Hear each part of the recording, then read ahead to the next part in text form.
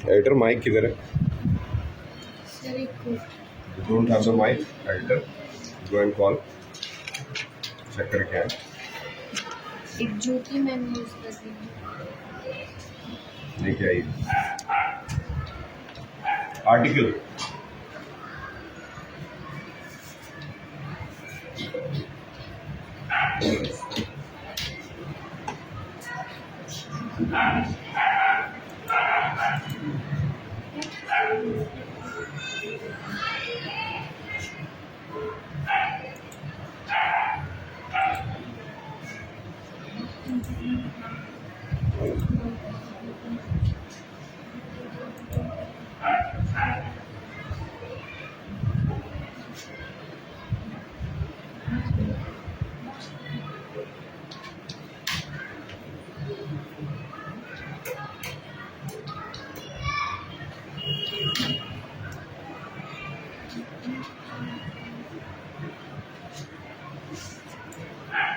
तो यहाँ देखिए, बेसिकली बीच बीच में आप बोर्ड पे भी देखते रहेंगे।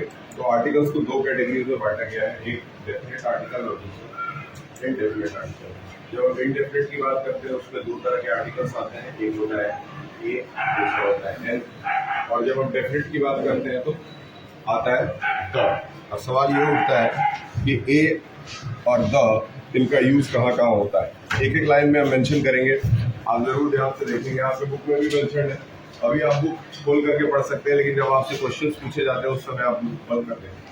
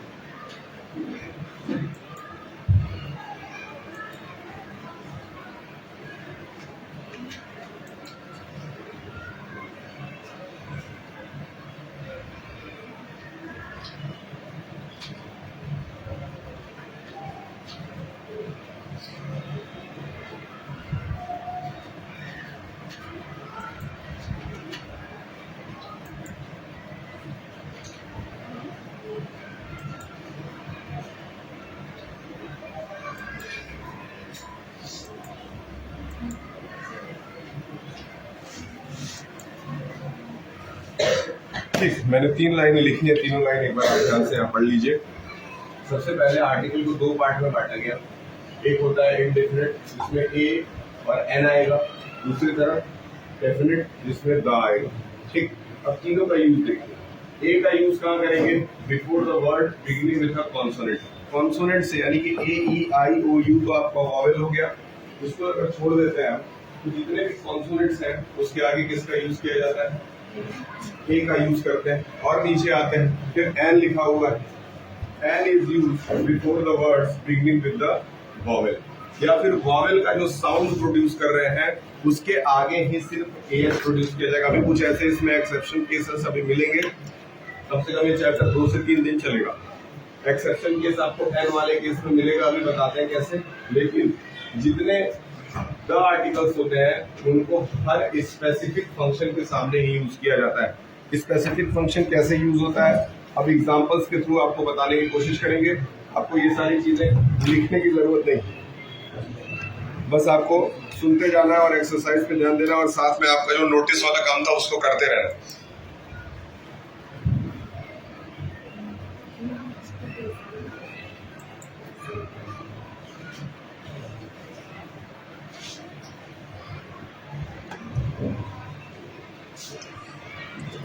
चलिए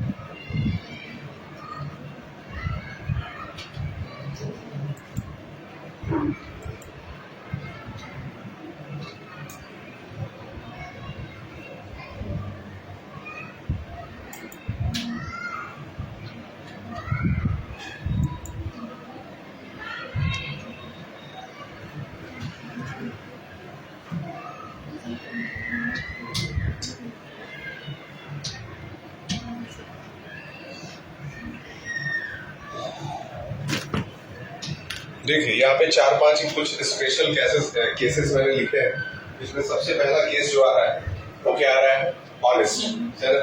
ऑनेस्ट वर्ड को जब आप पढ़ते हैं तो उसमें एच साइलेंट होता है, एच नहीं सुनाई देता है यानी साइलेंट होता है। तो जब आप पढ़ते हैं इसको तो ऑनेस्ट पढ़ते हैं, ऑ से शुरू होता है और ऑ जो है वो वॉवेल की तरह साउंड करता है, इसीलिए ऑनेस्ट के आगे ए नहीं बल्कि एन लगाया जाता है। पहला एक्सेप्शनल केस जिसमें बच्चे बहुत ज्यादा गलतियां करते हैं वो ऑनेस्ट वर्ड है। तो ऑनेस्ट के आगे क्या लगेगा, एन लगेगा। क्यों, एच साइलेंट है और एच के बाद आने वाला वर्ड क्या है, एच के बाद आने वाला लेटर क्या है, ओ है और ओ कहीं ना कहीं ऑनेस्ट, ऑ जो है वो वॉवेल की तरह साउंड कर रहा है। दूसरा देखिए लिखा हुआ है रामायणा। रामायणा क्या है,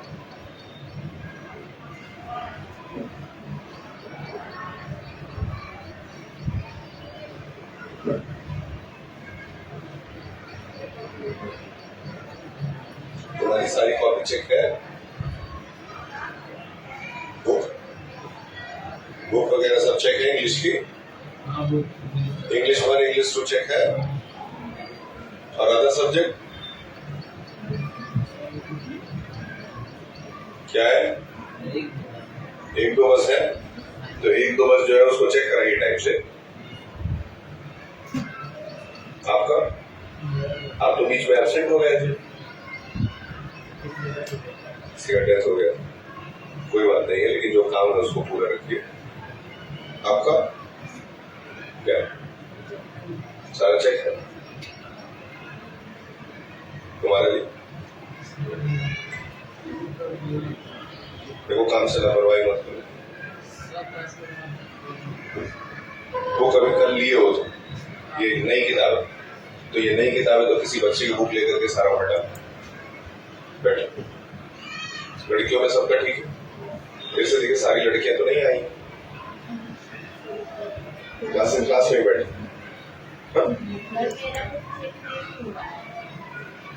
तुम्हारा चेक नहीं हुआ है, क्यों, तुम भी चाटा खाओगे तभी मालूम। तो नहीं आई थी तो क्या करें, तो तुमको आना चाहिए इतने दिन में, तुम किसी दिन आई नहीं बुक चेक कराने।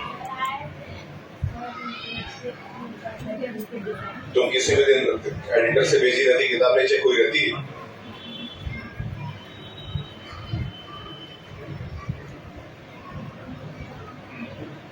अभी तक ये सब नहीं हो रहा था। अभी शुरू के 4 चैप्टर्स किसी के किताब में कोई चेक तो किया नहीं था, टीचर ध्यान देता नहीं था टीचर, अब ध्यान दिया जा रहा है तो खुजली हो रहा है लोगों को। सोच के देखो, पहले कोई ध्यान देता था, कोई किताब चेक थी 4 पीरियड जो सर ने पढ़ा करके लोग गए थे पहले, तब अब तो ध्यान दिया जा रहा है कि कौन किताब लेके आता है, कौन लेके नहीं आता है। आपके माँ बाप यहाँ पैसा जमा करते हैं ध्यान दिलाने के लिए, तो ध्यान दो तो फिर बुरा लगेगा। चलिए बताइए, रामायण वाले में क्या फर्क है बताए? रामायण तो एक स्पेसिफिक नेम है, तो क्या आना चाहिए? द आना चाहिए। Very good. उसके बाद माउंट एवरेस्ट भी एक स्पेसिफिक नेम है, तो माउंट एवरेस्ट में भी क्या आना चाहिए? लेकिन यूनिवर्सिटी में खेल है। आप बताइए यूनिवर्सिटी में क्या भरे? यूनिवर्सिटी में आप बताएं, आप बताएं।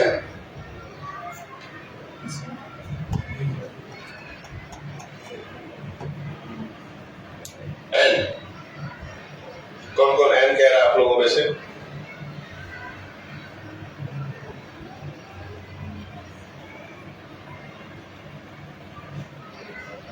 कौन कौन ए बोल रहा है?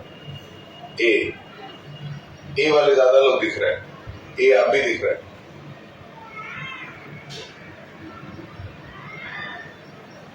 इसमें ए भरा जाएगा। ठीक है, क्यों भरा जाएगा उसका रीजन बताते हैं। देखिए, जब आप यूनिवर्सिटी बोलते हैं तो यूनिवर्सिटी में आपको वाई यू आ रहा है, यूनिवर्सिटी आ रहा है कि नहीं? और वाई यू जो है ये वॉवेल की तरह साउंड नहीं करता है। समझ में आया? तबरेज जी आपको समझ में आया? बैठे बैठे आगे बढ़ते हैं। आपको कुछ आज नए वर्ड्स मिलते जाएंगे, आप साथ में प्रैक्टिकल के काम भी करते रहिए। एक तीर से दो निशाने, क्योंकि अभी अंकित जी जो है उनको कंप्यूटर पे आपका रिजल्ट, अभी तक आपको यूनिट टेस्ट के रिजल्ट्स जो है वो डायरी पे लिख करके या पेज पे लिख करके मिलते थे। अब आपको रिपोर्ट कार्ड मिलेगा, पूरा प्रॉपर आपको रिपोर्ट कार्ड मिलेगा। आपको पूरा जैसे फाइनल में रिपोर्ट कार्ड मिला था वैसे ही यूनिट टेस्ट 1, यूनिट टेस्ट 2, पूरे चारों एग्जामिनेशन का रिपोर्ट कार्ड बनता है। तो इसी के लिए बहुत मेहनत कर रहे हैं हम लोग, इसीलिए आप लोग सहयोग करें। जो सहयोग नहीं करेगा उससे सहयोग कराया जाएगा। ठीक है, आगे देखते हैं। अब देखिए, आपको हम देंगे एक सेंटेंस और 3 ऑप्शन। ठीक है, ए, एन और द वाला ही ऑप्शन हम देंगे, आपको उसमें से चुनना रहेगा। बहुत इजी क्वेश्चन है। एक्सरसाइज जितने यहाँ पे रिवीजन कराएंगे पेपर उसी में से बनेगा, कुछ एक्स्ट्रा नहीं आएगा।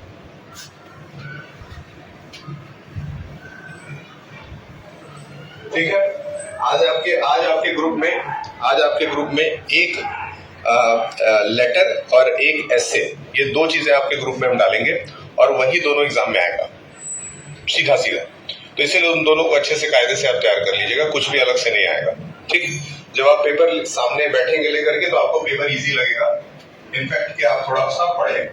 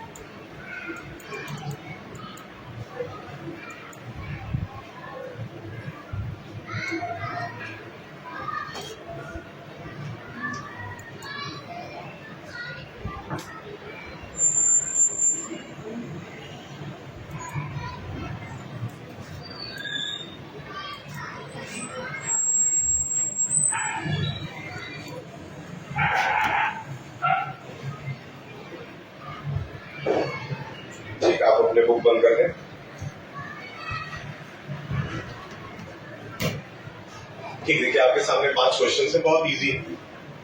आपको हर क्वेश्चन में ए, एन और द में से ही सिलेक्शन लेना है।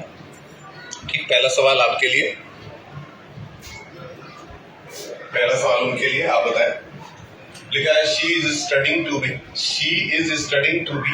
Dash engineer. तीनों में से क्या आ सकता है आपके हिसाब से? She is studying to be dash engineer. Engineer है, इंजीनियर के आगे क्या लगेगा? ए, एन या द?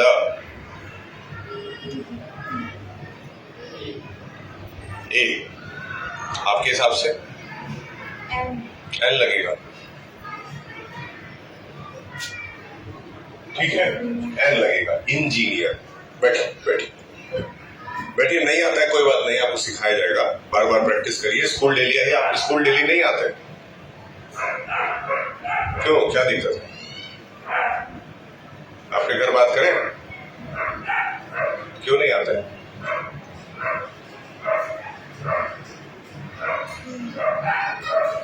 अरे भैया, क्यों नहीं स्कूल आते हो? कोई दिक्कत होगा, कोई प्रॉब्लम होगी, कैसे शौक से नहीं आते हो कि नहीं मन कर रहा नहीं जाके? तुम भी गुंडे कर रहे हो क्या? बताओ, कब क्यों नहीं आते हो? कोई रीजन होगा, कोई प्रॉब्लम है, कोई काम है, घर का काम करते हो, मकान बन रहा है, तो ये बहुत अच्छी बात है। तो मकान में तुम हो सकता है कि काम करते हो, एक आदमी का काम करते हो क्या? मेरा मकान बन रहा था तो एक लेबर का काम तो हम भी कर लेते थे, बालू में चढ़ाते थे 2 ताला गोराम भर करके, आधा हो जाता। इसमें कुछ गलत नहीं है, लेकिन बीच में मान लो हफ्ते में 2 दिन छुट्टी ले लो, लेकिन 4 दिन पढ़ने आ जाओ, एक दिन संडे मिलता ही है, समझ रहे हो? तो 3 दिन छुट्टी हो गया और 4 दिन पढ़ने आ गए, तो इधर का भी काम हो जाएगा, उधर का भी काम हो जाएगा, ऐसे बीच में बैलेंस बना के पढ़ लो। समझे? घर बन रहा है तो अच्छी बात है। सुन रहे हो? लेकिन कमाओगे तो दो महीना घर बन जाए, वो भी ठेकेदारी देकर। क्यों? ठेका चढ़ा देगा, तुरंत जाना भी नहीं पड़ेगा, सब लेबर मिस्त्री काम कर देंगे, इनको खाली पैसा कितना रहेगा, नहीं? तब बताओ, कमाओगे तो तुमको मेहनत काम नहीं करना पड़ेगा, नहीं बैठे बैठे घर बन जाएगा। शाहरुख खान रहते हैं इंडिया में, उनका घर दुबई में बन के तैयार हो जाता है, समझ रहे हो? ऐसा है ना, ठेकेदारी दे देते हैं। यहाँ हमारे बहुत सारे बच्चे बैठे हैं जिनके घर में लोग ठेकेदारी करते हैं, यूनिवर्सिटी सीख दे देगा। बैठिए और पढ़ाई ध्यान दीजिए, फिर आप उसी घर को हमेशा काम करते रह जाएंगे, कैसे काम चलेगा? ये है और नहीं बता पाएंगे। चलिए पीछे, क्या नाम है? ब्रिजेश, मिथिलेश, दूसरा वाला बताइए। मिथिलेश,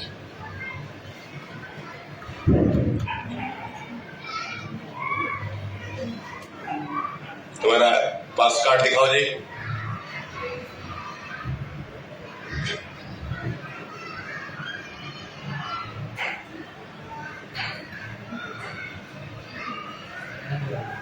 हाँ, एन आपके हिसाब से, इनके हिसाब से एन लगना चाहिए। आप बताएं, आप में से?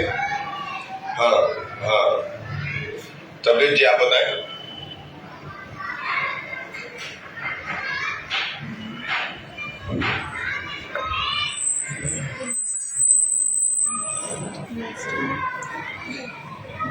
ये बेसिकली अंडमान आइलैंड जो है वो किसी जगह का पर्टिकुलर नाम है ना, तो किसी पर्टिकुलर नाम के सामने हमेशा क्या लगता है?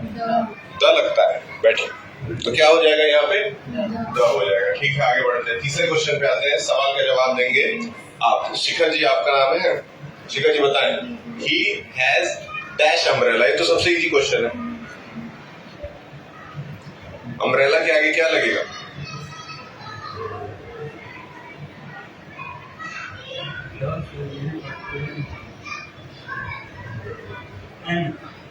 एन लगेगा क्योंकि ये वॉवेल है ना। चलिए कोई बात नहीं, प्रैक्टिस करिए, आ जाएगा। इनका क्या नाम है? फरहान। अच्छा, सिद्धांत इनका नाम है। सिद्धांत जी बताइए क्वेश्चन नंबर 4।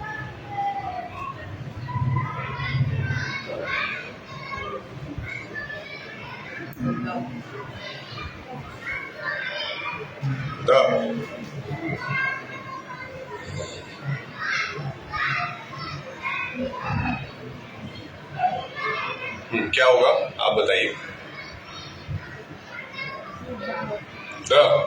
बैठ, ठीक। लास्ट वाला बताएं, my father reads dash Times of India. ये तो बहुत इजी क्वेश्चन निकल गया। Captain, can you tell me the answer?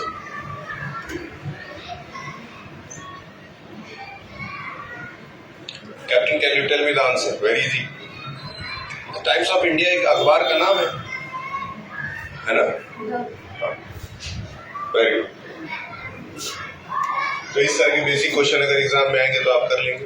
ज्यादातर जो क्वेश्चंस आएंगे उसमें ऑप्शंस दिए रहेंगे, आपके लिए इजी रहेगा। इंग्लिश की पढ़ाई अगर आप क्लास में अच्छे से कर लेते हैं तो घर जाने की भी पढ़ने की जरूरत नहीं है। बस एग्जाम में थोड़ा 2 दिन पहले एक बार अच्छे से कॉपी किताब पलट करके देख लीजिएगा, और कुछ नहीं कर रहे। अब आपको मिलेगा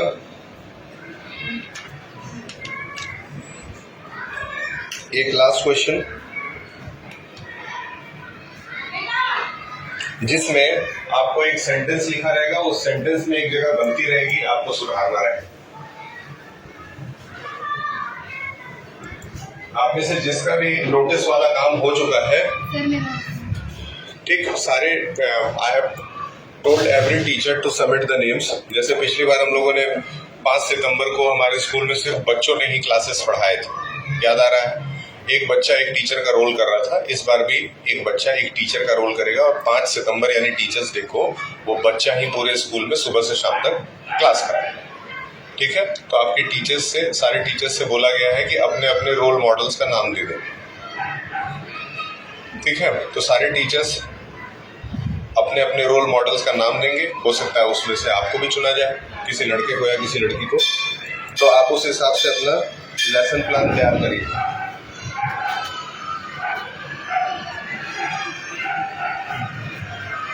चलिए आगे बढ़ते हैं। हाँ, अच्छा नहीं, अभी बेल लग गया इसलिए आपको जाना पड़ेगा। एक दिन और आर्टिकल का क्लास आपका कल चलेगा, ठीक है? आप जा सकते।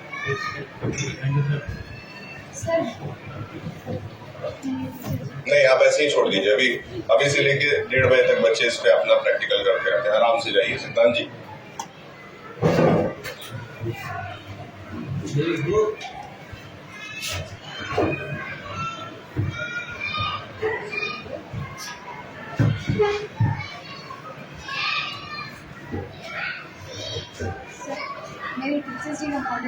आपका सेव हो गया? दिखाइए। Very good. टीचर्स आपने 2 बार लिखा है।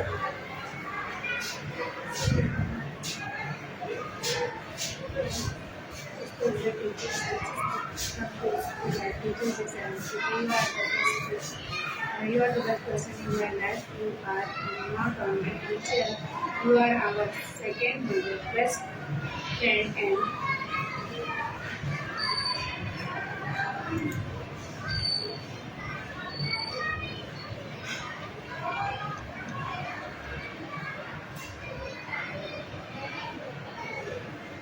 आप एक काम करें, अब सपोज आपने इसको बना लिया, क्या आपने सेव किया इसको? आपने सेव किया इसको, है ना? अब अंकित सर को बुला करके इसको आप बोलेंगे कि वो ट्रांसफर कर देंगे अपने फोन में। यहाँ से वो अपने फोन में लेंगे और फोन से वहां से प्रिंट आउट निकालेंगे, और प्रिंट आउट निकाल करके आप उस पर नोटिस बोर्ड पे लगा दीजिए। ठीक है? उनसे बोल दीजिएगा, और 10th के बच्चों को बोल दीजिए आने के लिए।